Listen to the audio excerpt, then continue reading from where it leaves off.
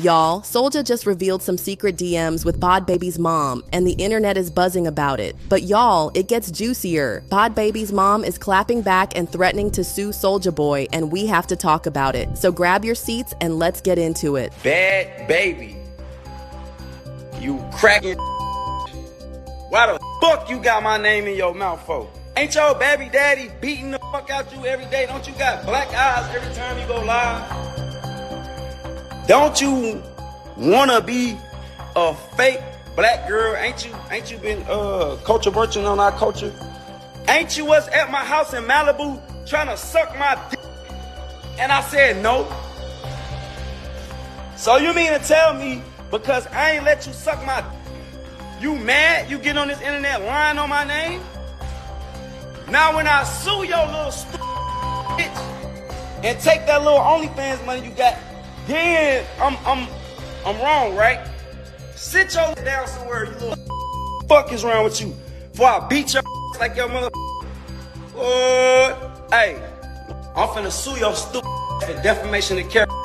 I want 10 million. Bhad Bhabie's mom, Barbara Bergoli, just jumped into the group chat after Soulja came out to drag Bhad Bhabie after she accused him of sleeping with Alabama Barker. And y'all know Soulja is the last person to have a filter on his mouth because he was out here raging hot and calling Bhad Bhabie all sorts of names. In the video Soulja posted, Soulja revealed that he had only met Bhad Bhabie once, and it was at his place in Malibu where she tried to seduce him, but he turned down her advances. And that wasn't all. He also called Bhad Bhabie a culture vulture who's always trying to be black. Like that wasn't enough, Soulja went below the belt and talked about how Bhad Bhabie always had a black eye whenever she made a video. But where Bhad Bhabie's mom, Barbara, jumped into the mix was when Soulja made threats that he was going to sue Bhad Bhabie for defamation, and even suggested he would put his hands on her, just like Levon. And y'all, Bhad Bhabie's mom lost it. She went on her Instagram story and wrote, "Soulja Boy, we don't move in the same circles. Remember that? Talking about my daughter? You're 34. When did this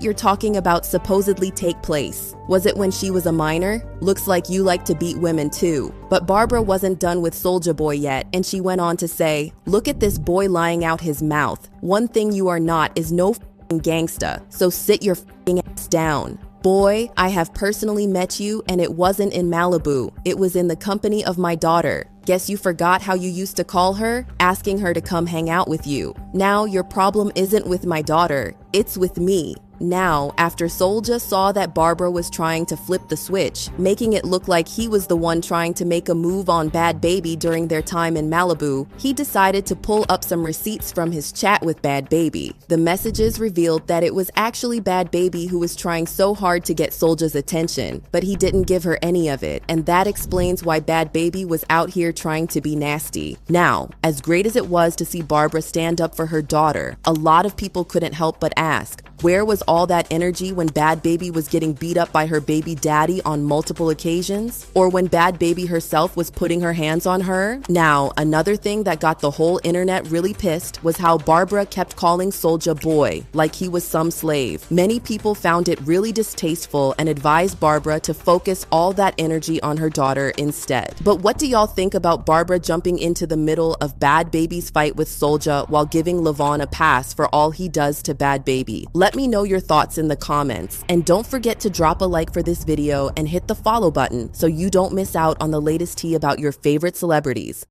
You Nelly? I used to like Nelly. I'm a Trump. I don't give a fuck. I'm with my family. Ain't nobody gonna hate on us, and I'ma look back like I don't give. I care about women. I care about Hispanic. I care about Spanish people. Y'all, Janelle Monáe is taking shots at Nelly over his performance at Trump's inauguration, and fans are absolutely loving it. Her reaction has everyone talking, and honestly, the energy is electric. So grab your popcorn, let's dive in. It looks like Janelle Monáe was waiting for the Grammys to give Nelly a piece of her mind and purposefully held her tongue when everyone else was dragging him after his performance at Trump's inauguration a couple of weeks ago. And during her performance, Janelle let it all out. And boy, did she have a lot to say.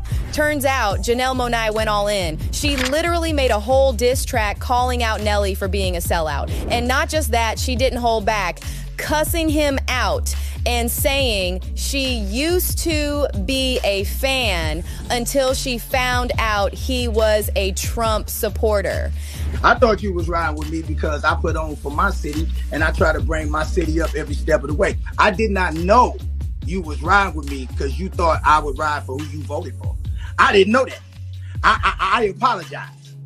I apologize. I didn't know that I had to agree with your political choices, and I thought it was the things that you do. Now, if you recall, a couple of weeks ago, Nelly was defending his decision to perform at the crypto ball for Trump. According to him, he wasn't performing for Donald Trump personally, but for the office of the president, regardless of who was in it. And as if that wasn't enough clownery, Nelly went on to compare the whole situation of him performing at Trump's inauguration to those in the army who risked their lives for the country, not minding who was in power. Of course, that was a crazy comparison. I mean, why was Nelly comparing his singing situation to people's situation? After that whole interview with Nelly, people came for him in every which way because they were even more pissed than they initially were. I mean, let's be real for a sec. We all know why the likes of Nelly, Soulja Boy, and Rick Ross went to the inauguration, and it was all for their pockets. But I know someone is going to say that's not true because these people are already rich. Well, I've never seen a rich person say money was no longer important. And even if they claim they didn't do it for the money, we can't deny it was for some sort of personal gain, like being in Trump's good books. So ain't nobody gonna perform for Donald Trump, huh? Which one of you jigaboo niggas gonna be the first one to do it? In fact, a lot of people said they would have appreciated it more if, like Soulja Boy, Nelly had just admitted he did it because his songs haven't been selling for a while, instead of giving that whole I love my country speech. And here's the thing, Nelly wasn't the only one who faced backlash for his actions. Ashanti also got dragged into the mess because fans said she should have convinced her husband not to go, but she didn't. So when Janelle Monáe called out Nelly in her diss track, not many black people were angry at her. In fact, the comments were filled with people hyping her up for standing on business. However, there were a few moral police in the crowd who felt Janelle was doing too much and should have addressed Nelly privately instead of bashing him publicly.